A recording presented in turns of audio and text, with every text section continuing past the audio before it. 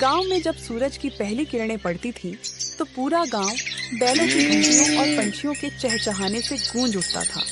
इसी गांव के एक पुराने पक्के मकान के कमरे में मीना बैठी थी।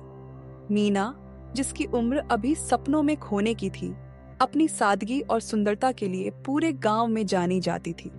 वह लकड़ी के एक पुराने मेज के सामने रखे धुंधले से शीशे आईने के सामने बैठी थी।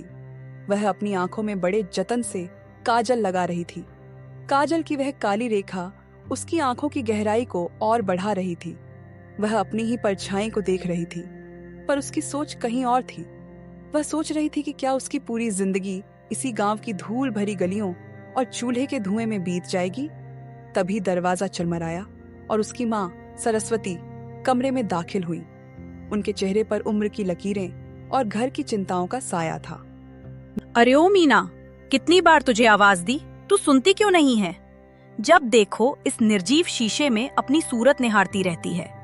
क्या इस कांच के टुकड़े में तुझे तेरा शहजादा दिख रहा है? मीना चौंक गई और जल्दी से काजल की सलाई नीचे रख दी। नहीं माँ, बस जरा बाल ठीक कर रही थी। चल चल, अब बहुत सजना दजना हो गया। धूप तेज हो रही है और तालाब पर औरतों की भीड़ बढ़ जाएगी। जा बेटी, जल्दी से तालाब से ताजा पानी भर ला। तेरे पिता खेत से लौटने वाले होंगे और घर में एक बूंद पानी नहीं है। मीना ने एक लंबी आह भरी, पीतल का भारी घड़ा उठाया और बाहर निकल गई। उसे क्या पता था कि आज का यह रास्ता उसकी जिंदगी की दिशा बदलने वाला है। गांव के छोर पर बना वह तालाब सदियों पुराना था। उसके चारों ओर विशाल बरगद के पेड़ थे, जिनकी जटाएं पानी को छूती थीं। मीना अक्सर यहाँ आती थी। उसे पानी की कलकल और शांत माहौल बहुत पसंद था। वह घड़ा भरती और फिर वहीं एक सपाट पत्थर पर बैठ जाती। वह लहरों को किनारे से टकराते हुए देखती और अपने ख्यालों में खो जाती। वहीं दूर पेड़ों के पीछे से एक लड़का उसे पिछले कई महीनों से देखा करता था। उसका नाम आकाश था। उसे मीना की सादगी और उसकी खामोशी से प्यार हो गया था। वह कई बार उससे बात करना चाहता था, पर हिम्मत नहीं जुटा पाता था। आज आकाश ने मन बना लिया था। वह धीरे धीरे कदमों से चलकर मीना के पास आया और थोड़ी दूरी पर बैठ गया। तुम रोज यहाँ आती हो ना? बुरी तरह चौंक गई। उसके हाथ से कंकड़ गिर गया। हाँ। पता है, ये पानी सब सुन लेता है ना? हमारे दिल के राज, हमारी खामोशियाँ, वो बातें जो हम किसी इंसान से नहीं कह पाते, ये पानी सब सोख लेता है। मीना के होठों पर एक बहुत ही हल्की मुस्कान आ गई। उसे यह बात बहुत ही अनोखी और गहरी लगी। शायद। आकाश मुस्कुराया। उसने थोड़ी और हिम्मत जुटाई और उसकी ओर देखा। वैसे तुम्हारा नाम? मीना ने पहली बार अपनी पलकें उठाईं और आकाश की आंखों में झांका। उसे वहां एक अजीब सी ईमानदारी महसूस हुई। मेरा नाम मीना है। वह आगे कुछ नहीं बोली। आकाश की आंखों में जैसे चमक आ गई। अच्छा नाम है, और मेरा नाम आकाश है। आप यहाँ क्यों आते हो? क्योंकि यहाँ सच बोलने का मन करता है। गांव के शोर और लोगों के नकाबों के बीच सच कहीं खो जाता है, पर यहाँ इस तालाब के किनारे मुझे सच बोलने की ताकत मिलती है। मीना ने इस बार नजर नहीं झुकाई। उसे आकाश की बातें किसी कविता जैसी लग रही थी। और क्या सच बोलते हो तुम यहाँ? यही कि तुम्हें रोज यहाँ आते हुए देखना मुझे बहुत सुकून देता है, कि तुम्हें देखकर मुझे अच्छा लगता है। मीना के चेहरे पर घबराहट और शर्म की एक सुर्खी दौड़ गई। उसका दिल जोर जोर से धड़कने लगा। वह तुरंत उठी। मुझे अब जाना होगा, बहुत देर हो गई। वह घड़ा उठाकर तेजी से घर की ओर भागी। उसके पीछे आकाश की वो गहरी नजरें और उसकी बातें हवा में तैर रही थी। मीना जब घर पहुंची तो उसकी माँ सरस्वती दरवाजे पर ही खड़ी थी। उनके चेहरे पर शक के भाव थे। अरे ओ मीना, आज इतनी देर कैसे हो गई? घड़ा भरने गई थी या पूरा तालाब नापने? गांव की औरतें तो कब की लौट आईं। मीना की धड़कनें अभी भी तेज थीं। उसने पहली बार अपनी माँ से झूठ बोला। माँ, आज तालाब पर बहुत लोग आए थे पानी भरने। बहुत भीड़ थी, इसलिए बारी आने में देर हो गई। मीना ने सच छुपा तो लिया, पर उसका मन अब उस तालाब पर ही अटका था। अगले कुछ दिनों तक मीना तालाब पर नहीं जा पाई। उसके पिता घर पर ही थे और माँ ने उसे घर के कामों में उलझा रखा था। उधर आकाश हर रोज उसी पत्थर पर बैठता। वह घंटों इंतजार करता। सूरज डूब जाता, अंधेरा छा जाता, पर मीना नहीं आती। वह पानी में कंकड़ मारता और सोचता, क्या कारण हो सकता है? क्या वह मुझसे नाराज हो गई, या शायद कहीं चली गई होगी, या फिर उसके घर वालों ने उसे कैद कर लिया। आकाश का इंतजार उसकी तड़प बन गया। वह रोज उसी जगह कंकड़ फेंकता जहां मीना बैठी थी। एक हफ्ते बाद मीना फिर से घड़ा लेकर निकली। जैसे ही वह तालाब पहुंची, आकाश को दूर से देखते ही ऐसा लगा जैसे उसे उसकी खोई हुई दुनिया मिल गई हो। उसे मीना किसी स्वर्ग की परी जैसी लग रही थी। दोनों फिर से मिले। उनकी बातें अब और भी लंबी होने लगी। वक्त कैसे बीत जाता उन्हें पता ही नहीं चलता। अचानक मीना को समय का एहसास हुआ। आकाश, मुझे अब जाना होगा। पिताजी घर पर होंगे। मीना, रुक जाओ, मैं तुमसे कुछ बहुत जरूरी कहना चाहता हूँ। हाँ आकाश, बोलो। मीना, मैं तुमसे बहुत प्रेम करता हूँ। मैं कई सालों से तुम्हें चुपचाप दूर से देखता था, पर कभी बात करने की हिम्मत नहीं हुई। आज कह रहा हूँ, क्या तुम मेरा साथ दोगी? मीना की आंखों में आंसू आ गए। उसने धीरे से कहा, आकाश, तुम भी मुझे बहुत पसंद हो। तुम्हारी बातें, तुम्हारा स्वभाव, मुझे अब तुम्हारे बिना जीना अच्छा नहीं लगता। तो तुम मुझसे ही शादी करोगी ना? मुझे अपना जीवन साथी मानोगी? आकाश, हम इसके बारे में कल विस्तार से बात करते हैं। अभी मुझे जाना होगा, वरना माँ चिंता करेंगी और पिताजी डॉट लगाएंगे। मीना घड़ा उठाकर चली गई और आकाश एक नई उम्मीद के साथ अपने घर लौटा।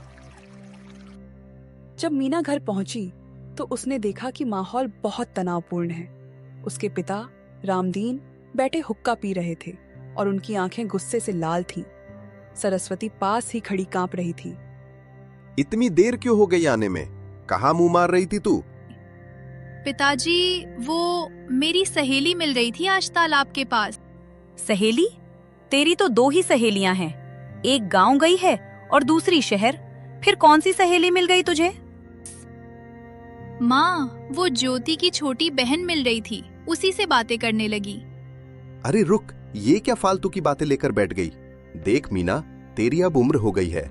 हमने एक बड़े व्यापारी जगदीश से बात की है। उसका बेटा महेश तेरे लिए बहुत अच्छा रिश्ता है। वो अमीर हैं, उनकी बड़ी दुकान है। मीना के पैरों तले जमीन खिसक गई। पिताजी, मुझे अभी शादी नहीं करनी है। आप लोग क्यों मेरे पीछे पड़े हैं? मुझे नहीं जाना कहीं। चुप कर, तू मुझे सिखाएगी? मेरी इज्जत का सवाल है। मैंने जुबान दे दी है तो बस दे दी है। मीना रोते हुए अपने कमरे में भाग गई। सरस्वती उसके पीछे आई और उसे गले लगा लिया। देख बेटी, तेरे पिता जिद पर अड़े हैं। गांव में अपनी नाक ऊंची रखने के लिए वो कुछ भी कर सकते हैं। मीना ने माँ के गले लगकर सब सच उगल दिया। माँ, मैं किसी और से शादी नहीं करूंगी। मैं सिर्फ आकाश से प्यार करती हूँ। हम एक दूसरे को चाहते हैं। सरस्वती सन्न रह गई। आकाश? ये कौन है? माँ, वो बहुत अच्छा लड़का है। हम रोज तालाब किनारे बातें करते हैं। मैं सिर्फ उसी की बनूंगी। बेटा, मुझे नहीं पता वो लड़का कैसा है, पर तुझे अपनी जिंदगी बनानी है तो मैं तेरे साथ हूँ। पर तेरे पिता को समझाना पत्थर पर सिर मारने जैसा है। माँ, आप पिताजी को समझा दो ना। कह दो कि मीना नहीं मानेगी। ठीक है, मैं बात करूंगी। तू अभी आराम कर।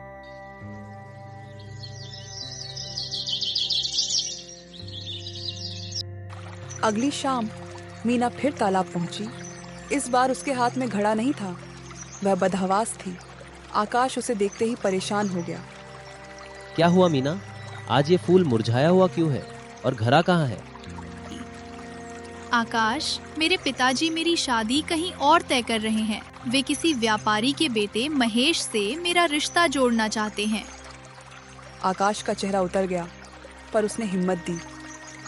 तुम चिंता मत करो मीना, मैं तुम्हारे घर आऊंगा, हम मना लेंगे। नहीं आकाश, वे नहीं मानेंगे। पिताजी अपनी मर्यादा के आगे कुछ नहीं देखते। मीना, तुम मुझ पर भरोसा रखो, हम साथ रहेंगे। तुम बस कल सुबह जल्दी आना, हम पूरा वक्त साथ बिताएंगे और फैसला करेंगे कि क्या करना है। मीना ने सिर हिलाया, पर उसके मन में एक अनजाना डर था। वह घर लौटी तो रात के 7 बज रहे थे। रामदीन दरवाजे पर ही उसका इंतजार कर रहे थे। मीना, आज फिर तुम लेट? रोज रोज का ये क्या नाटक है? जिस लड़के से मिलने जाती हो उसका नाम बताओ।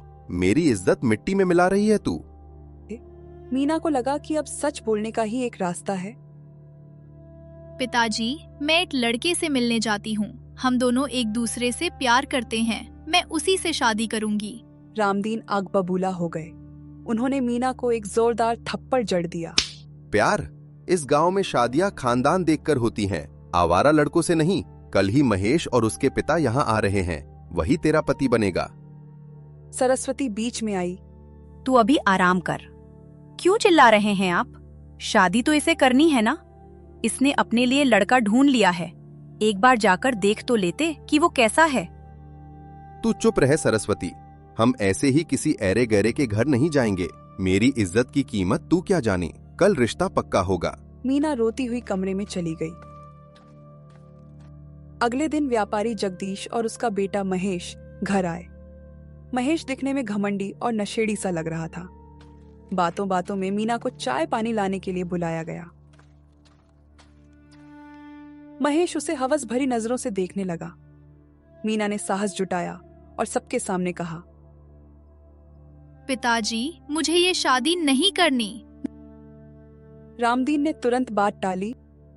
अरे भाई साहब, ये तो बच्ची हैं। शादी का नाम सुनकर शर्मा रही हैं और घबरा रही हैं। कोई बात नहीं भाई साहब, मुहूर्त बहुत पास है। अगले हफ्ते ही शादी कर देते हैं। महेश को व्यापार के काम से बाहर जाना है। शादी की तैयारियां शुरू हो गई। मीना को घर में कैद कर दिया गया। उधर आकाश तालाब पर उसका इंतजार करता रहा, पर मीना नहीं आई। शादी का दिन आया। मीना मंडप में बैठी थी।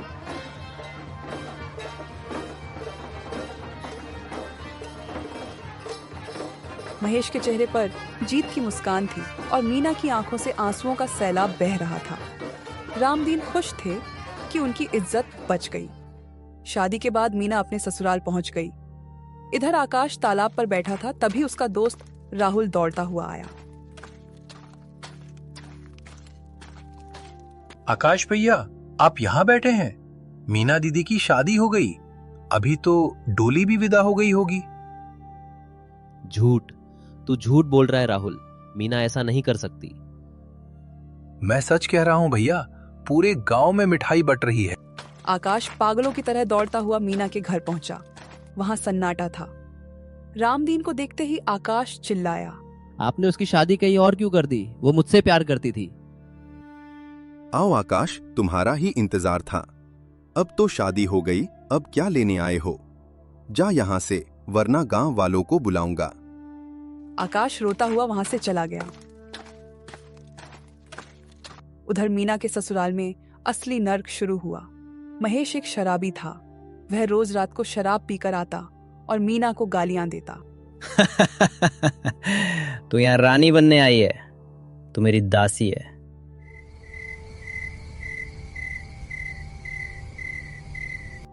अचानक घर का मुख्य दरवाजा धड़ाम से खुला। महेश, जो पूरी तरह नशे में धुत था, लड़खड़ाते कदमों से अंदर आया। उसकी आंखों में दरिंदगी थी और मुंह से शराब की गंदी बदबू आ रही थी। उसने कमरे के बीच खड़े होकर जोर से चिल्लाकर अपनी मौजूदगी का ऐलान किया। ए, ओ मीना, कहाँ मर रही? सुन, आज मेरा मूड कुछ अलग है। आज मेरा मांस खाने का मन है।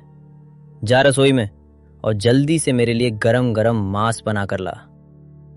मीना, जो एक कोने में सहमी खड़ी थी, उसने कांपते हुए अपने हाथ जोड़े। उसकी आंखों में डर और लाचारी साफ दिख रही थी।